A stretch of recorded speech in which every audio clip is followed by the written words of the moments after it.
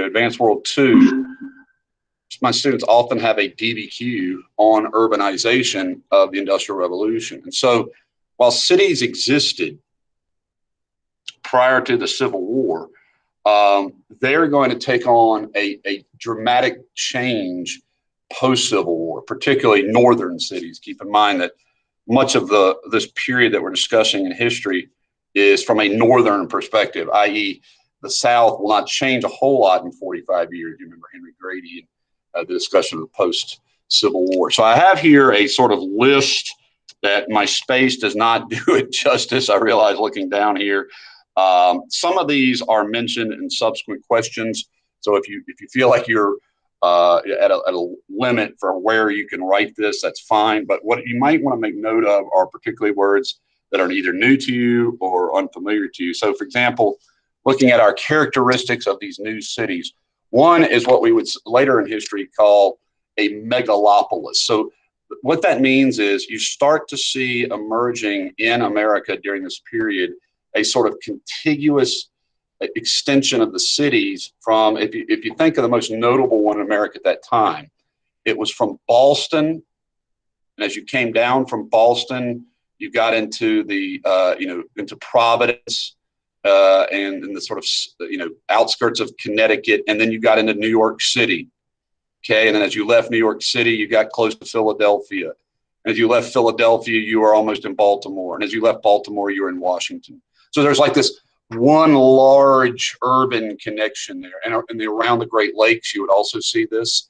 So we call a metropolis a major city. That's why the creators of Superman chose to put him in a major city. And so they called it metropolis.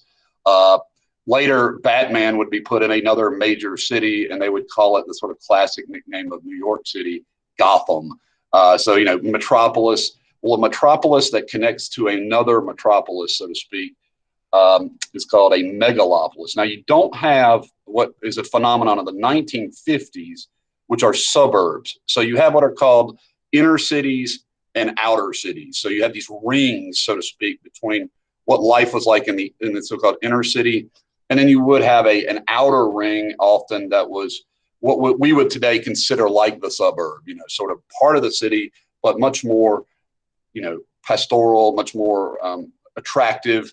And so you'd have most of the industry and people congested in New York, for example. It was in the Lower East Side and the Lower West Side. That's where it was like congested. And then up around Fifth Avenue and Central Park West, around the park, you had nicer neighborhoods, like richer people lived there. But of course, the reason why cities were such a magnet is because this is where most of the jobs were. So the jobs of Andrew Carnegie in Pittsburgh, right? The jobs of John D. Rockefeller in Ohio and in Illinois. So you had these cities growing, the jobs of livestock being brought to Chicago, and just the overwhelming number of jobs created by immigrants in New York City. Okay, so lots and lots of jobs. And of course, with that came social opportunities that even to today, when I talk to my former students, be they professors or doctors or lawyers, engineers, many of them have pursued life in a larger city because the availability of work. If you're an architect, that's where the firms are. So a magnet for that. And then again, this class distinction, which pre-Civil War was not as strong, post-Civil War, you're going to see on a very large scale. So by that, I mean like the Hamptons, for example, in New York. So when F. Scott Fitzgerald writes about that in The Great Gatsby, he's talking about where the rich people live, versus where the very, very poor live.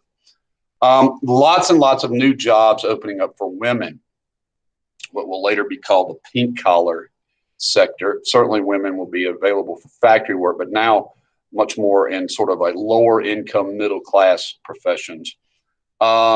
Squalid. So that means very poor, very dirty, very unhealthy. So in other words, the cities grew up so rapidly, as they did in Europe as well. They weren't really prepared for the necessary sewage system. They weren't prepared for the necessary, sanitation requirements of a large number of people. So I think about when we think about Dallas this week, Dallas is it's almost unprecedented to get 4 inches of snow in Dallas. They don't have snow removers in Dallas. They don't have plows, because it's not like part of their lifestyle. They're not used to that. And so it happened so rapidly, people weren't prepared for it. And so a lot of the 20th century is going to be trying to fix the city's real, like, unhealthy components, and it's going to be a struggle. Political machines, we've talked about them already, Boss Tweed being the most infamous, but there will be others. You'll have Boss Pendergast in Kansas City. You'll have the Daley machine that emerges in Illinois. So there are going to be lots of cities and thus lots of political bosses in these cities. And we're going to look at the ethnic neighborhoods, so-called, a little bit later. But what that's leaning to is, like, when people got off the ship, if they were Italian, they'd probably seek out Mulberry Street, where Little Italy was, and live in Italian community, so to speak, here in America. So what was the attraction of these big cities that rural Americans would be pulled from them? And so the thing about the city, and it's a key, one of the things I think I have a romantic view of the city, even though I love living in rural America, where, my idea of a long commute is 10 minutes. Living in the city represents an opportunity to reinvent yourself. Americans, now the West also offered that opportunity. So you could go west and reinvent yourself.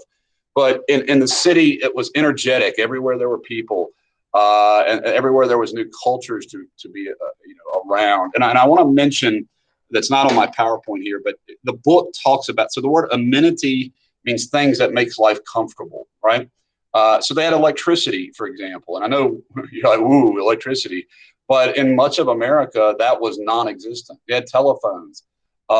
They had, for the very first time in American history, department stores, which we're going to look at some of those. But if you're a woman who could go to a building where everything you needed to purchase was in one place. So this was kind of like the Amazon of its day.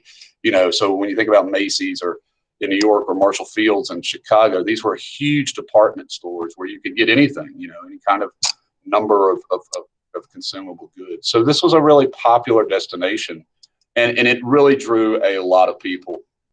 And of course, there were downsides too. Now, the first sort of new modern city is Chicago. And we've already talked about why Chicago would be the new city. And it's the result of a disaster. It's a result of a terrible disaster. And that disaster is called the Great Chicago Fire. But if you study the architecture of Chicago, if you study the industry of Chicago, it's always pre and post fire. Like the fire pretty much devastated the lakefront, the waterfront at Chicago. And it destroyed millions and millions of dollars worth of property. And so what it created when the fire was all over was a magnet for people to come and try new ideas, because they're going to have basically an almost like a blank slate where people had to keep living. These 100,000 homeless people weren't going to relocate somewhere else. So now you had the chance to sort of reinvent a city, while an existing city had been there, and so it's kind of reminiscent to me of New Orleans today. I don't know if you've been to New Orleans post Hurricane Katrina, but it's different. Hurricane Katrina devastated the low income parts of New Orleans, wiped it out. And most of those people left and moved to Houston and moved to Texas and around the countryside. And today it has a much more sort of Myrtle Beachy feel to New Orleans. Now, of course, yesterday was Mardi Gras, today is Ash Wednesday, and there are still genuine components to New Orleans, but it's different. Well, Chicago is going to be fundamentally different after this fire. And it starts with a group of architects who are collectively known as the Chicago School of Architecture. I've taught a couple architects in my life, students who were really interested pretty early on, as a passion for architecture. And one of those, my student who's at Harvard, went and did his internship, his training in Chicago. He studied the Chicago School. And so by far the most significant figure of the Chicago School, and I would definitely want you to know this with number 2, is Louis Sullivan. Louis Sullivan. And Sullivan is going to come to Chicago, and he's going to be using the newly available material of steel. So with steel, you have all types of new dynamics. And so for him, he wanted to create both a functional building, And so by the frame, form follows function. So here's an opportunity to store. This is the Bayard building in New York. I know we're talking about Chicago, but this is one of the most like symptomatic or most reflective of Sullivan's style, because if you look here, he brings into it, and there's a, on my video list that I put up, check out the Sullivan video. You will see some of his architecture. It is gorgeous. So he's putting this very decorative effects in here, but they blend in. They're not these sort of just gaudy, over the top, just decorative effects, but these are rather flowing with the structure itself. So you can see ironworks and things like that are very beautiful and very, very tall. To be able to create an 8, 10, 12, 15-story building was unprecedented before the development of steel. And so these are going to be a modern steel buildings, and skyscrapers are going to emerge from this. Here's Louis Sullivan's department store. Here you see another one of the figures of the Chicago school, D.H. Burnham, who's going to be a very influential, and he develops the Marshall Fields building, this is a city block department store, much like the city block department store Macy's in New York. These are the buildings where you could buy anything. And so if students go to Macy's, although Macy's is about to go bankrupt, I think, hard to afford an entire city block in New York City. But nonetheless, if you look at these buildings, they're both functional. And if you understand what that means, they have tall buildings with lots of office space, windows, but they're also attractive. So they're meant to be both decorative and beautiful, but also a way to get lots and lots of people in them. And New York, it's going to spread. The ideas from Chicago are going to spread.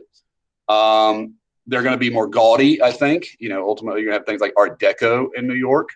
But the idea is that the buildings would become, we just had a President Trump, whose career was based on buying land and developing it, or buying an existing building and developing it. So New York, who had already financed, New York bankers, guys like J.P. Morgan and others, had financed the architecture of Chicago. And so they brought these architects with them to New York now after they sort of created their style. And they grew even taller. And so you had these awesome, extraordinarily big buildings. And here you see like Western Union is a telegraph company. MetLife is an insurance company. And, here's their building, which is awesome to look at. And another feature, not the Chicago school, but is at one point the tallest building in New York was actually the Brooklyn Bridge. Roebling built this out of stone, which is one of the tallest buildings ever made out of that material. But then he used steel cables to hold up the bridge. So, very lovely. It was meant to be very democratic. People could walk across it, pedestrians. And we're going to have another very beautiful thing built during this period. Now, question number 17 is asking about the symbolic significance of the Statue of Liberty. But as far as a actual architectural accomplishment, it is quite extraordinary. It was given to us by the French, by Bartholdi, who was a designer. And it was meant to be a 100th birthday present. Now, it's going to languish for almost a decade without being put together. The park, throughout New York's parks, you'll see pieces of the Statue of Liberty. The torch was in the middle of a park. Her head was actually in a storage facility. Her feet were on Ludlow's Island. So nobody wanted to pay the money to reassemble her, to actually put her together. And there was talk about this statue actually being erected somewhere else other than New York. And that's when Joseph Pulitzer ran stories on the fact that they might move the Statue of Liberty. And he asked people to send in money to help build it. And all across the country, kids sent in like dimes and pennies, or not necessarily dimes, but change, all the money they had, because it's during the Panic 1873. Nobody wants to finance the building of the statue because everybody's broke. But people chipped in and helped build it, and sure enough, it would be built up. Okay, so why go to the city again? What's the reason? Obviously, work, number one. So electricity, plumbing, phones, department stores. I think I already mentioned these, but these. If you've ever lived in rural America where you didn't have any of those things, then you too might want to be Sister Carrie. So the definitive book of its period, the novel that was by far reflective of both the hopes, dreams, and realities of urban America, is the story of Carrie Meaver, Sister Carrie.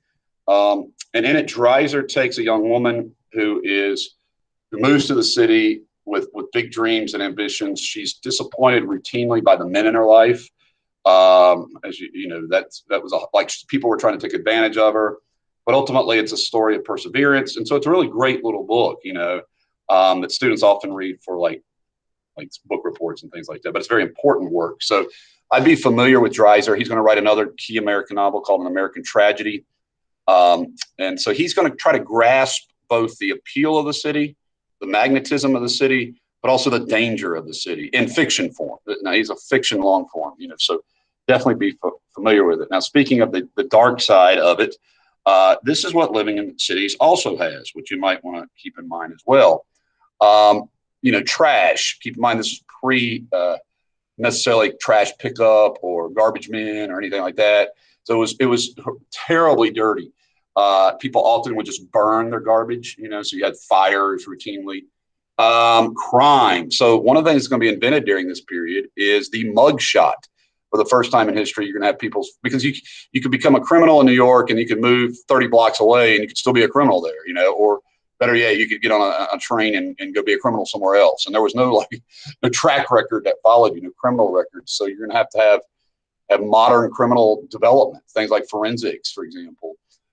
So crime was terrible. Sanitation, like I mentioned, this was particularly bad in the tenements, in the poorest communities, because you had tons and tons of people jammed into a very narrow space. So if there was a communicable disease, it spread like wildfire. Cholera, typhoid fever. These were just rampant in America during this period, in the cities during this period. Now, the dumbbell tenement is an expression for slum living, typically. Again, I mentioned the Tenement Museum in New York in the Lower East Side, which was primarily the Jewish garment district. But the tenements were meant to be, they were built to maximize the number of people in a minimum amount of space. So try to imagine a 3-room, see here, like 3 rooms. This would be your room. This would be your apartment right here. Okay. And then over here on this side, you might have a 4-room apartment, right? So 3-room apartment, 4-room apartment, and you might have 10 people living in this right here, 10 people. And so these would be entire families. Back then, families tend to run pretty big. So you might have mom, dad, and 6 kids.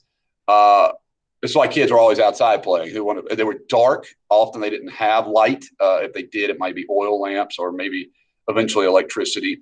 If you look here where it says air shaft, there were no windows to the sky, so to speak. It was just dark. If you've never watched the film Godfather Part 2, Francis Ford Coppola makes a wonderful effort to recreate the interior of the dumbbell tenement, the darkness of it, the smokiness of it, the crowdedness of it, sort of an urban squalor. But nonetheless, people were packed in here by the dozens and dozens and thousands ultimately. I would point out also here's something that's a WC if you're looking in the middle. It stands for water closet. And so that was a sort of public bathroom in the hallway. So you shared the one bathroom on either end with the other families that lived there. So this was, you think it's tough getting a bathroom at your house, imagine 40 people sharing 2 bathrooms, So that was the dumbbell tenement. And they called it dumbbell, obviously, because of the shape that it created. Inside, now this is not actually a dumbbell tenement. This is a tenement. But what you have here are what people could do. Sometimes they call these flop houses, but basically they would pay 5 cents a night. So you would just hang out with a whole lot of other people in here. So you can see a head here, there's a head here, a couple heads up here. These are not necessarily people who are even related to each other. So it was just a place to go and be out of the cold or out of the elements. Here you can see folks sleeping on, here's some boards. Here are just newspapers on the ground. Here's some feet. So this is not comfort. This is not living in sort of nicety of America here. Here you see women sleeping literally on the floor, hanging clothes and stuff like that. This is an interior of a Jewish family in the Lower East Side. They would have had 3 rooms probably here. You can see 1, 2, 3, 4, 5, 6, 7. I think there's an 8th person in this family, but not unusual to see them crammed in like that.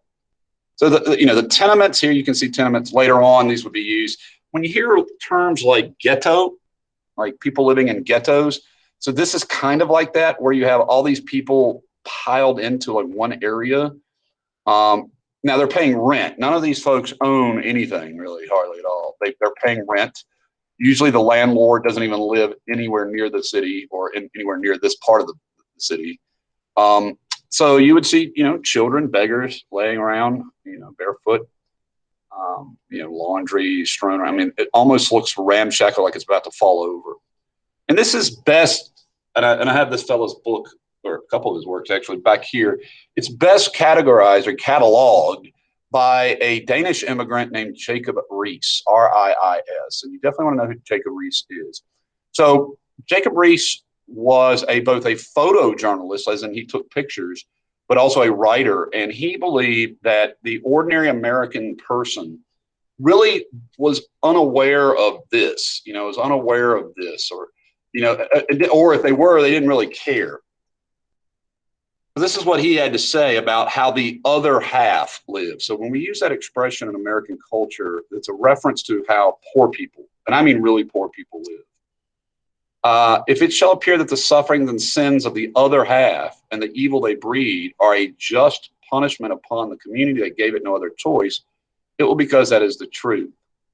In tenements, all the influences make for evil because they are the hotbeds of epidemics that carry the death to rich and poor alike. So here's Riis is making an argument that I have learned through my study of history that's fairly, I think, accurate. And that is, you can build gated communities, right? You can isolate yourself as wealthy folks away from the poor, but it's very hard to isolate yourself away from the coronavirus. Okay, so when illnesses break out in the urban section, the poor section, it's going to spread. And I've said this about crime. We can spend money educating and rehabilitating people, or we can spend money incarcerating people, but either way, we're going to spend the money as a society. And so that's the issue he's saying, that this is the nursery of poverty and crime that fill our jails. The best cure for ending terrorism, I've always said, is a job. The best way to end crime is to be employed, gainfully. So this should be an objective Americans have, Jacob Riis says. The nurseries that fill our courts and jails, that throw off a scum of 40,000 human wrecks to the asylums and workhouses per year, that turn out in the last 8 years 500,000 beggars to prey upon our charities, that maintain a standing army of 10,000 tramps, because above all, they touch the family life with deadly moral contagion, meaning they're going to decay our morality. So, if you're reading this, you may think Riis is being cynically critical of the poor, right? But what he's saying is that society is paying the price, just like Lincoln said, we are paying the price for slavery. He's saying society will pay the price if we don't see how the other half lives better. Okay. And these folks are not the folks whose livelihood was improved much. Now, I will say it was better perhaps than life in Europe at that time. That's why they migrated here. But it was by no means the land of the rich, the well-to-do for most of these folks, certainly. This is Mulberry Street. Today, it is practically not Little Italy at all anymore. Today, Chinatown in New York City has expanded so dramatically, there's very little Italy left. Most of the Italians are going to move out in the mid-1930s to Staten Island, or to New Jersey. So today, this part of New York is mostly immigrants from Asia, from Southeast Asia and East Asia. All right, but at the time, these were the new immigrants. These were the Italians moving into the most crowded parts. You can see here, everything was being sold right on the street as far as groceries and commodities. And, this is Little Italy. This is what it looked like. The Irish and Italians had raised an enormous amount of money for a haven within New York City. If you've been to Rockefeller Center, if you've been to NBC Studios and you walk across the street, there's St. Patrick's Cathedral. It's one of the great cathedrals in the world. It's a massive building, and it's right in the heart of the most profitable section of New York City today. Very much designed to be a safety place for the Irish and the Italians. The Jewish immigrants are going to start emerging here in Hester Street. Now, today, around this area is what's called the Diamond District of New York. If you've been to New York City, this is where if you want to go and get imported diamonds or jewelry, this is a very nice place to get it. But at the time, Jewish people, interestingly enough, did migrate in some cases as sort of successful city folk. Like they'd already lived in cities in Europe. They were escaping religious persecution. So they kind of transitioned to successful folks in the cities here in America. That being said, if they were from Eastern Europe, from Poland, or from Russia, that was probably not the case. They were probably rural farmers, and life was going to be very hard for them anywhere they went. Keep in mind, these folks didn't have any money to go live in the plains. You know, they didn't settle in the Homestead Act kind of stuff. Here you see a Jewish holiday being celebrated, Rosh Hashanah, with the Brooklyn Bridge in the background. And pretty early in the 1880s, so we've already talked about the role of the Chinese in California in the 1870s. But the Chinese had begun arriving in New York even before the Civil War. They initially were very, very segregated away from everyone else. Primarily, they were used for laundry service, like people did laundry service. They also famously had this sort of recreational opium dens, as they're known. They would have gambling, mahjong, and other gambling dens. But eventually, the Chinese began to become, you know, a not completely isolated people in New York. Now, once the Exclusion Act was passed, discrimination kind of went back up. But there were Asian Americans pretty early on in eastern, lower east side New York, not far away from the Jewish and Italian communities. So here you can see a good example of the growth of cities. And I want to point out a couple things. First of all, this is really the first time I've mentioned LA, Seattle, and Portland. So if you look on here, the Pacific West Coast is going to see a dramatic growth in population. I mean, an exponential growth in population. And so that's a major sign of increase. Now, some sort of existing cities are going to grow dramatically as well. Obviously, Chicago and New York being two of the biggest. But when you look at the West Coast, you're also starting to see factories emerge in the Pacific Northwest. Port City, Seattle's a port city, Portland's port city. So lots of demand for Asian products and as well manufactured goods in that region. So you're going to see kind of the West Coast for the first time. But just look at New York City's population at the turn of the century, over 3 million people, almost 3.5 million. That's a huge city by any standing. And so, yeah. Keep that in mind. Lots of cities. You know, Richmond is one of the few southern cities to be pointed out here. Went from Danville size on up to about 85,000. So not most immigrants are going to continue to not go to the South. Of course, African Americans are going to be leaving the South during this period. So here's a good example of how and by the way, this is called new immigration versus old immigration. Now it's all immigration, but when we talk about old immigrants, we're talking about the initial English and sort of Anglo-Saxon settlers.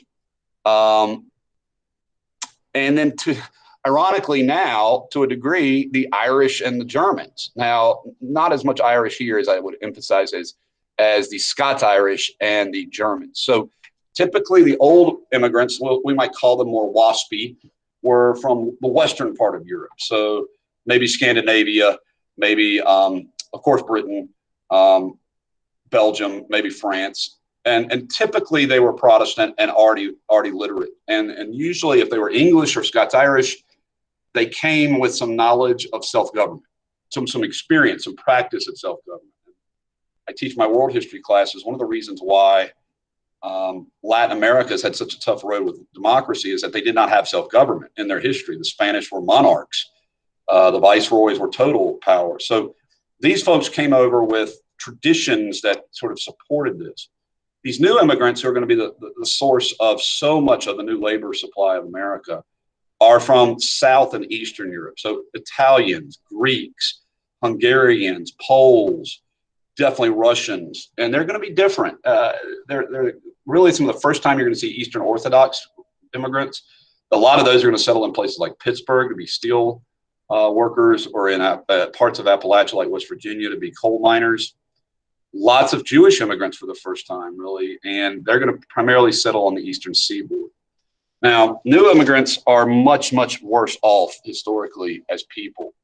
So when I see the sort of nativism today towards Hispanics, towards Latinos who are immigrants from Latin America, I'm reminded of this period, of a period where frequently they're fleeing something. These folks were fleeing the conditions that were producing the worst czars in Russian history, the conditions that were producing the brutality of the Kaiser's realm, the Kaiser's Reich. So they were fleeing conflict as well as religious persecution, which to me is one of the hallmarks of America, is that, we're here as a beacon of religious freedom. But they were very, very unknowledgeable, let's put it that, ignorant of English. They were very ignorant of self-government. And so when they arrived with their traditional understanding of how life worked, it was very different from what historic American viewpoints were. And that meant, as you might imagine, there's going to be an intensive increase in nativism towards these folks. Obviously, these folks are going to do a lot of the jobs that nobody else wants to do, or the very low pay jobs. In other words, if somebody wants to do it, they want to get paid more for it. So their competition for labor. So I'll take you back here and show you those. So if you think about what we call new immigrants, they're the orangish red color here. And just take a look at this enormous peak, right, by the 20th century. So you're going to have just a massive influx at one time, really, right? For about 15 years, enormous numbers are going to pour in. Meanwhile, traditional old immigrants are really going to bottom out. And it makes sense. Like, by the 20th century, why leave Britain? It's Britain. But, this is, and you can see here, starting in around, and I told you about Asians, starting in around the 20th century, you're going to start to see an increase. Now, this marked downtrend here is the Chinese Exclusion Act. You may recall that, right? And so Asian immigration is going to be banned for a while, and then you're going to see a growth of Hispanics as well. And we'll look at immigration again in the World War I, post-World War I era. But when we talk about new immigrants, like capital N, capital I, new immigrants, South and Eastern Europeans. So there are lots of reasons why they came, lots of reasons. One is a reality to a degree that Europe was much more crowded, particularly European cities. So this was a period when lots of Europeans had flocked to urban centers, Vienna and Budapest and Moscow. Had seen a lot of growth. Athens, the Greeks had gotten their independence, but at the same time, the Turks had been a pain. We've talked, I think, already about what an America letter is, I hope. An America letter would be a sort of, it's not meant to be propaganda, I don't think, but what happens is when you wrote to your family member about how awesome it was in America, that meant to them, well, gee, I should come here too. So letters from America to your family abroad or your friends, and they would be like, wow, that sounds like, we eat meat in America and they don't eat meat. No war at the time. Post-Civil War, we went through a 30-year period where we didn't have a war, except obviously the ongoing war with the Plains Indians. I don't want to discount that as not being a war, but no draft. So that meant you were free from the draft that was very common in Europe in places like that had fought in the Crimean War, for example. Genuine freedom of worship. Now, not to say that you weren't going to have persecution, but typically it wasn't going to come from the government, and that's a debate about is that freedom of worship. But you certainly, Jews faced a lot of anti-Semitic ugliness. Catholics still faced it, but the government itself did not ban the religious practices of these people or establish a state religion. So that's cool. Big reason is recruiting. Industrialists would send recruiters to Europe to sort of sweep the area and get cheap labor, and bring them over here, help them get here. I mentioned escaping persecution, particularly religious persecution, ethnic persecution. That's where a lot of the Russians came from. We had a series of Russian czars who were terrible, really, murdered their people. And then you have this other group called a bird of passage. So what we might call that today is a temporary guest worker. A bird of passage really didn't intend to become an American, nor did they intend to necessarily stay here for life. They came over sort of at the peak of their work age, and they would work and they would save their money, and then they would take it back, or they would send it back to their home country. And we still have quite a lot of this in the United States. Lots of either guest workers that are here on visas or illegal immigrants who don't intend to become Americans but are working and sending the money to their loved ones somewhere else where we'll carry a lot more weight. Now, the thing about I've been mentioning is that this seems to be pretty terrible, right? So you would think there might be a clamor for the federal government to do something, but the answer to that is the government did nothing. Now, the federal government was not really interested in trying to solve the problem of the cities. The state and local governments weren't really interested in it. In other words, this was humanity. You had to deal with it, kind of thing. And so, I think about, right now, the people of Texas are very much demanding that the federal government do something to help them out. And I understand that. I mean, that's how we think. But, the irony is that Texas is independent and made it so they would avoid federal regulation. So these are people who came here on their own volition. And so why should we worry about the conditions they're in? It's kind of the government would say, like it's their problem. But as Reese pointed out, well, the problem in the city becomes everybody's problem ultimately. So the people who really cared about this and wanted to do something about it were actually ministers, a group of ministers, a group of reformers. As always is the case, whenever there's a sort of a terrible tragedy, I always think about what Fred Rogers said, look for the helpers, right? Look for the people who are trying to help out, and like during this storm, I've seen God's Storehouse on the road, got the pit crew on the road with chainsaws and things. And there are always going to be people who, because of either their faith or their moral convictions, are going to try to help out those that are less fortunate. And the group that is going to be most noted for this is really sort of I would almost call them maybe the contrast to the gospel of wealth. So yes, the political machines had to do something, right? And the political machines were probably the one group outside of this that did anything, but they were doing it out of self-interest, you might say. Why a political machine would help the urban poor is to get a vote or multiple votes for it, right? That would be their motive. But this group took the teachings of Christ and really argued that the whole purpose of Christianity was to love one another, which, they based this on the Sermon on the Mount, right? Like, blessed are the poor, blessed are the meek. So they believe that Jesus's ministry was primarily to help the poor, i.e., help them not starve to death or, be not sick anymore. And so they took it upon themselves. And both these guys are ministers. Both of them are preachers, that they should somehow raise awareness of the sleepy middle class to do something to help these people. So try to think of it as these were Christian reformers who didn't believe that you should isolate yourself from the poor and that it was their fault that they were poor, but rather you should help the poor, and help should come in the form of many different ways. So this is going to be one group that's going to have a large impact on a small group of people.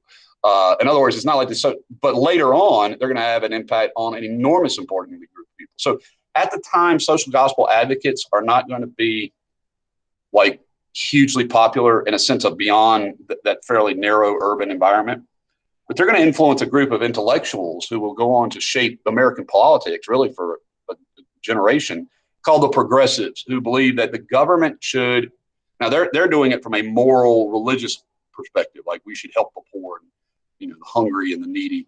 But you're going to have people who listen to them and read their writings and say, well, wait a minute now, maybe we should think about using the government as that. And that's called the progressive movement, which is where you have the birth of, modern help for the poor kind of thing, as far as the governmental side. Another group who were very active in trying to help the poor, immigrants particularly, were settlement house managers and workers, settlement houses. So the settlement house was an ideal that was created by this lady right here, Jane Addams. She established a settlement house in Chicago called Hull House, Hull. And Jane Addams believed that if you could help immigrants just get on their feet. So by that, I mean, they would offer classes for the kids so that their parents could go to work. And then when the parents came home, the kids would teach them how to speak English.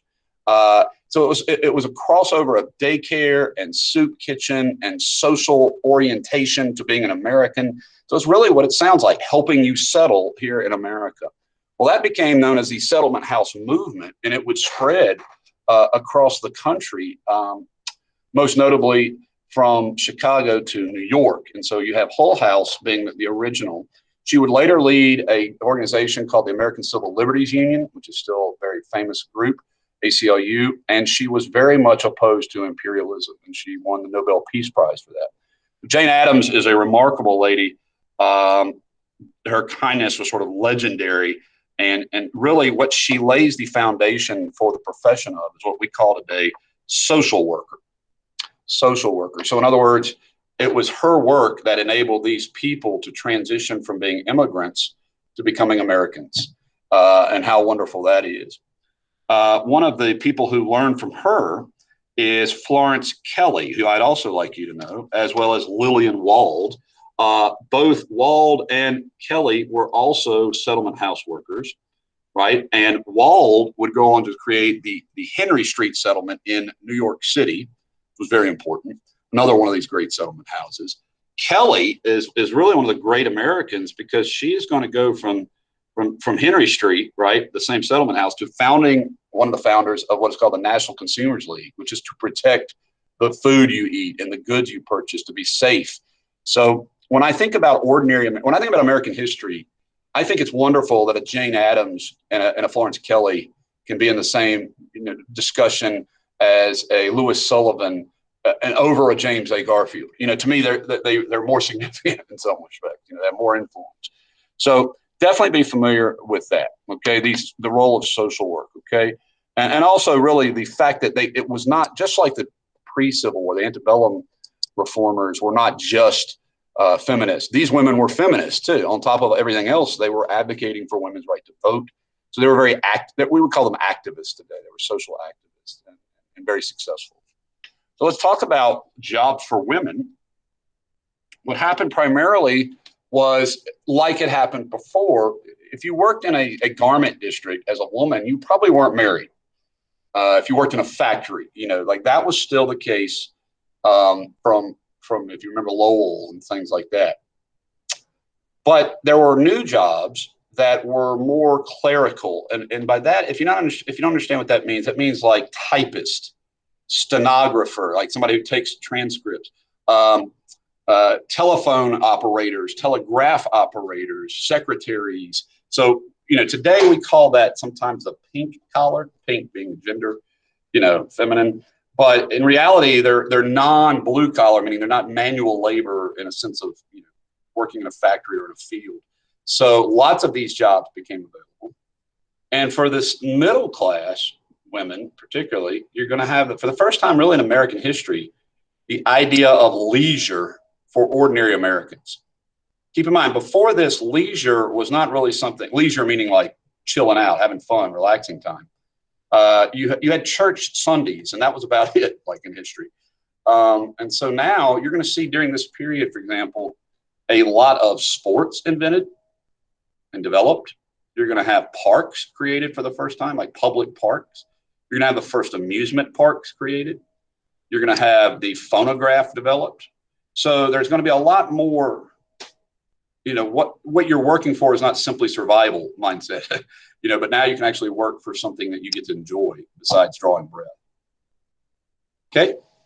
Now, as you might expect, there was a huge backlash to all of these immigrants. And every time there's a large wave of immigrants in our country, there is a large sentiment of nativism in our country. It's not rocket science. People that are foreign come in and people that are anti-foreign don't like it. So the big concern that folks had in the 1880s, nativists, is the fear of losing the true heritage of native white Americans. And by that I mean, even though Americans were sort of mongrel by that point, they were mongrelly Western European Protestants, so waspish, right? So what they're afraid of is the exact same thing I hear people today talk about, and that is, somewhere in the year 2030 or so, white Anglo-Saxon Protestant people are going to be 49% of the population, which means they will no longer be the majority. And so these people were afraid of that. They were afraid of that then. They were afraid that Italians and Jews and Russians and Poles were coming in and taking away what it meant to be an American.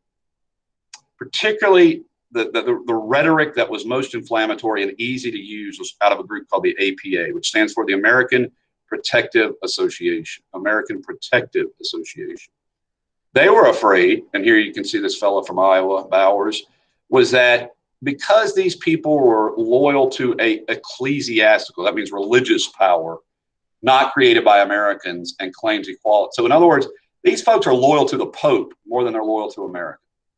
Or they're loyal to the patriarch of Constantinople, or Turkey, more than they are to America. And that is not to them reconcilable. This will be such an issue that even John Kennedy in 1960 will have to give a defense of being Catholic when he runs for office as president. So this is a very high period of hatred of any religion that's not Protestantism, really. And that's their key belief. So initially, the government is open to making, I think, what many would consider reasonable immigration restrictions. So your first serious immigration restriction was the Page Act, and it banned impoverished people, criminals, and convicted people from coming to America. The rules still basically apply today for that. So in other words, I would argue that was probably not that. I mean, it's a discriminatory in a sense, but it was trying to be protective against crime. The Chinese Exclusion Act, there's only one reason for that, and that's pure bigotry. The Chinese were not on any sort of large scale criminal behavior or anything like that. They were just, easy to point out. Then you had no more foreign workers under contract. And by the way, that basically means no more foreign workers. So by the 20th century, Asians are going to be banned altogether, right? And then you add along a list of other folks who are considered dangerous in 1903. So none of this has a dramatic downturn in the amount of immigration. In other words, most of these folks are not coming to America anyway. And if they are, they're not getting sort of stopped. But you're not going to see a huge decline in amount of immigrants, okay? Particularly, the one thing that would probably have been most effective would have been a literacy test, right? Well, they didn't pass that. So it's going to continue to be a large number of immigrants up to and through World War I. None of this, with the exception of the Chinese Exclusion Act, has any major impact on Europeans coming here.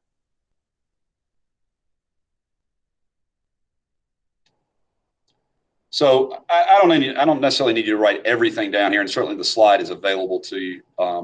Just keep in mind that this is not going to be a substantive reduction in immigration. In the 1920s, you're going to have a massive change in immigration policy that is going to see a dramatic reduction. So 40 years later, or 20 years later from number 4. But that time hasn't come quite yet. Certainly nativism is still a popular sentiment during this period. Okay, so here is the last Immigration Act that I read, okay? All idiots, imbeciles, feeble-minded persons, epileptics, insane, and persons who have been insane within 5 previous years. And again, I have no idea. So please don't ask me like, well, what did they qualify as insane? I'd love to see like the paperwork, since the whole field of psychology was about 10 years old at this point. So I don't even know what insanity constituted in 1907. But persons likely to become a public charge. So that's the line that people aren't really sure about. That means the government is going to have to take care of you somehow, either through putting you in prison or in some sort of workhouse.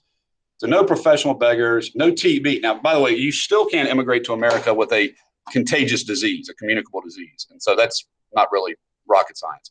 All right. Persons not comprehended within any of the foregoing excluded classes are found to be and are certified by the surgeon as being mentally or physically defective, which may make them unable to earn a living. So you would be, so when you got off the boat at Ellis Island, you would be examined by physicians. Now, what's interesting is if your illness was of something that can be quarantined and you would get over it, like say smallpox, then they would probably still let you in. But some diseases like tuberculosis, they didn't even want to quarantine you. They're going to put you back on a quarantine ship. But a lot of what Ellis Island was a holding location until people were not sick anymore. And we'll certainly look at Ellis Island again on another day. Okay, I'm going to stop with that for the day and answer any questions